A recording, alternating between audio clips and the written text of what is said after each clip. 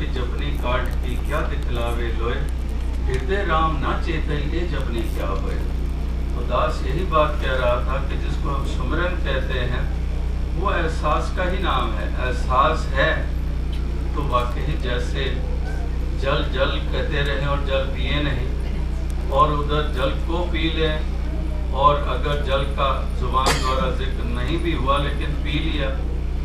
तो उसका सिला प्राप्त हो गया।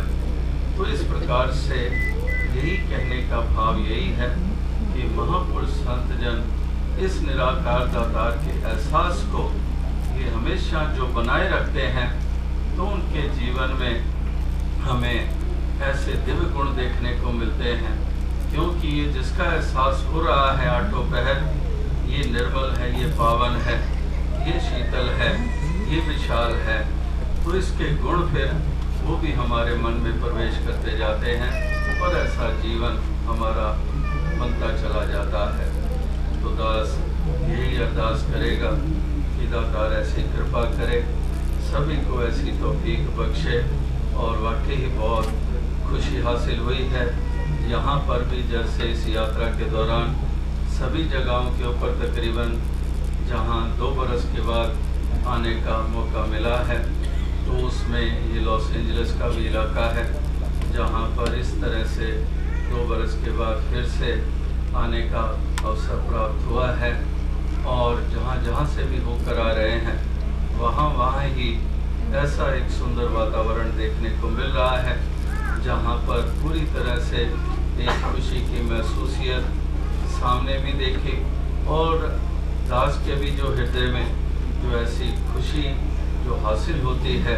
वो दास महसूस करता है कि इस प्रकार से दूर दराज हिंदुस्तान से अगर देखें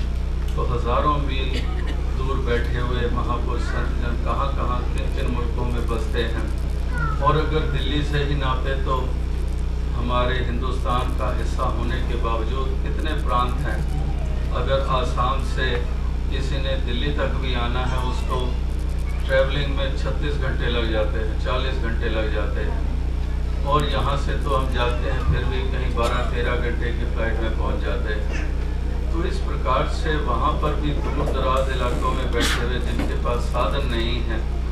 तो उनके भी जब इस तरह से जाकर दर्शन होते हैं तो उनकी खुशी का आभास होता है कि किस तरह से इनके पास पहुँचे हैं और वो अपने में फूले नहीं समा रहे हैं, और किस कदर वो थोड़ी सी घड़ियाँ ही चाहे मिलती हैं उसी में ही वो कितनी खुशी मना लेते हैं। जैसे वो भी शायर का शेर दास अक्सर पढ़ता है उन महापुरुषों की हालत जब देखता है कि एक झलक ही चाहे मिल जाए, चाहे नज़दीक आने का भी मौका नहीं मिला। अभी भी जब हम असम गए तो वहाँ नागालैंड एक प्रांत है, नागालैंड से गुवाहाटी असम महापुर जोरहाट में आए चलकर, और वो आके कहने लगे कि यहाँ प्रचारक महापुरुष हैं, उनसे हमने ज्ञान प्राप्त किया है और पूरे 15 बरस हो गए हैं ज्ञान लिए हुए, आज पहली बार आपको देख रहे हैं कि 15 बरस हो गए हैं कि आपको देखा ही नहीं है, केवल तस्वीरें देखी हैं। और आज हमें वो घड़ी मिल गई है और आज चलते हुए जैसे महापुरुष नाचने लगते हैं, क्योंकि हिंदुस्तान में तो इतनी संगत जैसे है, किसी सड़क से गुजर जाए थोड़े किलोमीटर दूर फिर कहीं गांव के बाहर कस्बे के बाहर संगतें मोटो लेके खड़ी हुई हैं। तो पहले तो दास कहता था कि किसी ने पूछा कि आप रोड ट्रैवलिंग बहुत करते हैं, तो दास कहता था अक्सर दास कार में ही अपनी नींद पूरी करता है, क्योंकि वैसे तो जहाँ ठहरते हैं 3-4 बज जाते हैं सोते हुए, तो नींद पूरी होती नहीं तो गाड़ी में नींद पूरी करते हैं। तो अब तो ये सिलसिला हो गया कि अब गाड़ी में भी नींद पूरी नहीं होती, अब आँख झपकते हैं कहते वो संगत खड़ी है, वो आगे संगत खड़ी है, हर थोड़े किलोमीटर के बाद संगत खड़ी है। तो वहाँ थोड़ी सी गाड़ी, जैसे अभी भी दास खड़ा हुआ गाड़ी का छत खोल के वो जो, तो थोड़ी देर वहाँ ब्रेक लगी, दास खड़ा हुआ, उनके तरफ हाथ जोड़े या हाथ के साथ उनकी तरफ वेव किया, तो ऐसे नज़र हटाकर बल्कि जो पास खड़ा आपस में ऐसे गले मिलते हैं, नाचने लग पड़ते हैं कि केवल उनको नज़दीक भी नहीं आए, छुआ तक नहीं है, और ऐसे नाच रहे हैं, गा रहे हैं, पता नहीं कितनी दुनिया और उसी में ही संतुष्ट है, उसी में ही कितनी तृप्ति है, उसी को ही कितना महान मान रहे हैं। और वो शायद का शेरदास अक्सर दोहराता है कि कितने दिनों के प्यासे होंगे यारो सोचो तो, शबनम का कतरा भी जिनको दरिया लगता है। कि इस प्रकार से कतरा भी उनको दरिया लगता है कि ये कतरा ही मिला है। अगर हम देखें कि यहाँ तो फिर भी चाहे 2 बरस के बाद आए, और यहाँ अक्सर जितनी नज़दीकत मिलती है, एक बार नहीं 2 बार नहीं कई बार नज़दीकत भी मिलती है, करीब भी आ जाते हैं, बातचीत भी हो जाती है। और वो भी तो भक्ति है जो केवल दूर से ही इस तरह से देखकर आगे निकल जाते हैं, और उसी में ही कितनी संतुष्टि, कोई गिला नहीं, कोई शिकवा नहीं, इतना ही मिल गया, ये भी बहुत बड़ी बात है। वो इनके उनके ये भाव होते हैं। तो कहने का तात्पर्य यही है कि वाकई ही ये अवस्थाओं का ही एक खेल है कि किसकी क्या अवस्था है और कैसी अवस्था में कोई जी रहा है, कौन कितना उसको एक महान करके मान रहा है और कौन उसको किस नज़रिए से देख रहा है। तो ये अवस्थाएं हैं, तो वाकई ही जिनकी ऐसी निरोल अवस्थाएं होती हैं, जो वाकई जिसमें से भक्ति और प्रेम छलकता हुआ हमें दिखाई देता है, उनका अनुकरण करते हैं तो हमें भी वही अवस्था प्राप्त होती चली जाती है। और ऐसों का ही अनुकरण वाकई ही वो बहुत महत्ता रखता है, जो केवल और केवल गुणों की तरफ देखते हैं, केवल और केवल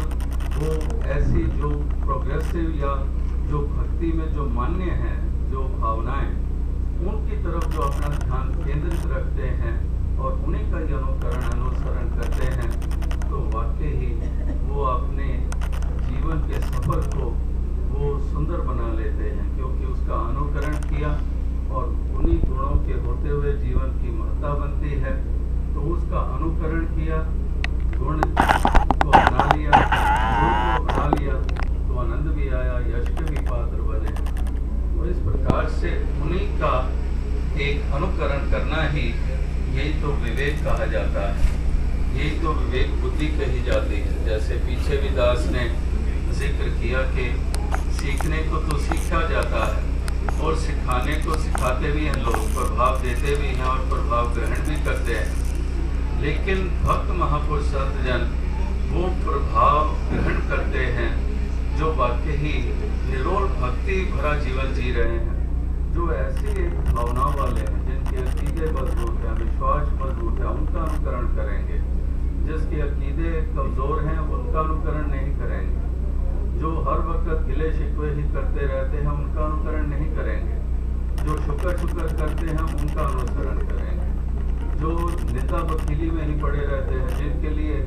वो दुर्योधन की तरह कोई भी मुकम्मल नहीं है, अपने आप को मुकम्मल मानते हैं, ऐसी प्रवृत्ति वालों का संग भी करेंगे तो वो वही सोच हमें भी दे देगा और हम भी कल्प्रेट बन जाएंगे, हम भी अपने अनंत को खो देंगे। और हम अनुसरण अगर उनका करते हैं जो वाकई गुण देखते हैं कि वाकई